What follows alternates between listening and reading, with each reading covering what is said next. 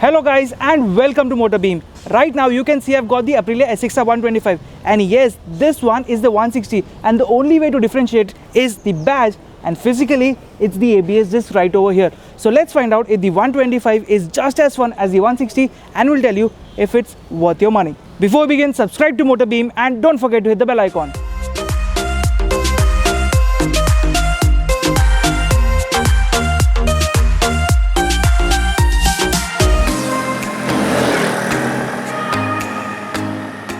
If I talk about the styling, the first thing that you will definitely notice is that the SXR 160 gets LEDs all around and same has been continued on the SXR 125 as well. The indicators, the headlight as well as the tail light are complete LEDs and this cluster is very big, has a ton of data and it has the same set of switchgear with which you can switch the mode button and get a ton of data switched on the go. With double clicks you can switch right side data, with a single click you can touch the left side data.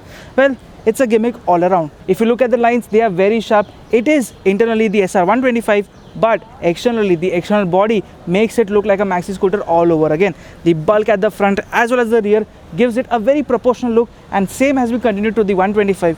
Well, they look purposeful and you do get a lot of head turns. KTM has been known to play this game very well, that they play Lego all around, that they get parts from different motorcycles and make it together to a new motorcycle. They have done this with the KTM Duke 125 and same is the case here because you've got the design elements and everything coming from the SXR 160 while the heart is coming from the SR 125 and together they've got a brilliant package right over here as the Aprilia SXR 125. So you've got a very good storage space right over here, and to give you an example, you have to just press the key, it will open up.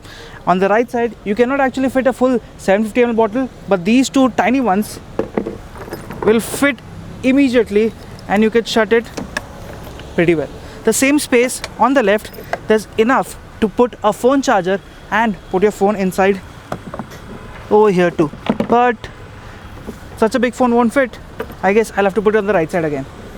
I have to take one bottle out, put it inside and it should stay. So the new generation phones won't fit inside. I'm sorry about that. If you have a smaller phone, it will. Done. You can see that I have a bag right now, and if I put my leg up, I have to either push the bag the other side or it's a little cramped. It's not as spacious as I would have expected it to be.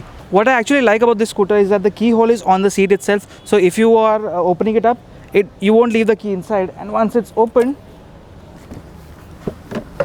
a full face helmet won't completely fit, but a half face helmet will. There's good enough space and there's a light too, which is good. This thing, little disappointing. I've talked a lot about the scooter, or you can say the maxi scooter. Let's get to riding. So we are out riding the Aprilia SXR 125. Now as I said earlier, it looks the same, everything is same, but is the engine different? Now as I said, this one borrows everything from the Aprilia family, so design and everything is picked up from the 160, but the engine, the heart, is coming from the Vespa, or you can say the Aprilia SR 125, because it's the same motor producing 9.5 PS of power and 9.2 Nm of torque. Now power is good enough, so there's good enough punch after the mid-range, but low end seems a little lacking, and that's about it. Engine has decent amount of vibrations. It's a 3-valve motor, but the only problem that I have with this scooter is that the footboard space is not too much. The engine feels very easy to breathe, has good enough power for a 125 and is not quick, but accelerates later in the top end, in the mid-range and the top end. Low end feels very sluggish, has a lot of lag. So that is what I don't like a lot. Brakes are really very nice. It gets CBS, it does not get ABS like the 160 does, but this one gets CBS, combi braking system, and brakes are actually very nice. The front disc brake has brilliant performance, and because of the combi brake, it actually does not lag as much. If you want to filter through traffic, there's no problem at all. Oh, nice. अब 2 minute के लिए मैं यहाँ पिघल गया. See, the low end is not immediate. Even after opening the throttle completely, it has a delay. Like I'm trying to overtake and now it's picking up pace. So yeah, that is a bit of a problem, but apart from that, the engine is ready to breathe in the top end. Ooh, that's nice.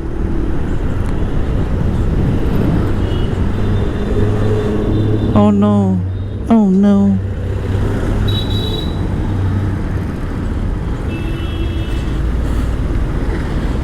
Am I able to filter through Pune traffic, because the traffic is very nasty here. The dynamics haven't changed because this motorcycle, I'm sorry, this scooter rides exactly the same like the SXR 160, which means it has a harder suspension setup. The chassis does not flex as much and it gives out a lot of feedback to the rider, and you can feel those bumps coming to your bum literally, because it is very feedback rich. But the handling is brilliant. You can just filter through, you can just take overtakes, do overtakes, and once you are at that city pace, you will actually have a lot of fun with this scooter, because it feels like a bulkier version of the SR 150 or the 160 that you can say, the SR 125 to be honest. And this one is fun. It's just the bulk that it carries that shows away, but internally it is a very dynamic rich scooter. It feels happy up to 60 kilometers per hour, and post that it takes a lot of pressure.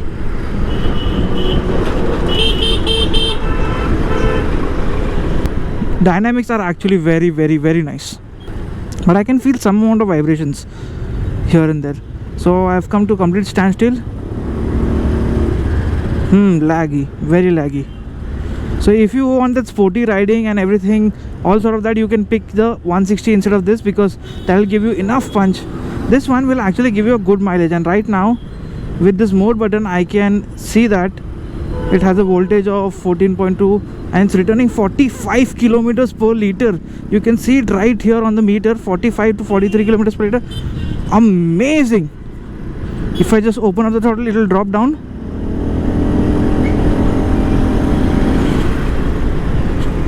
To 40, and that's it.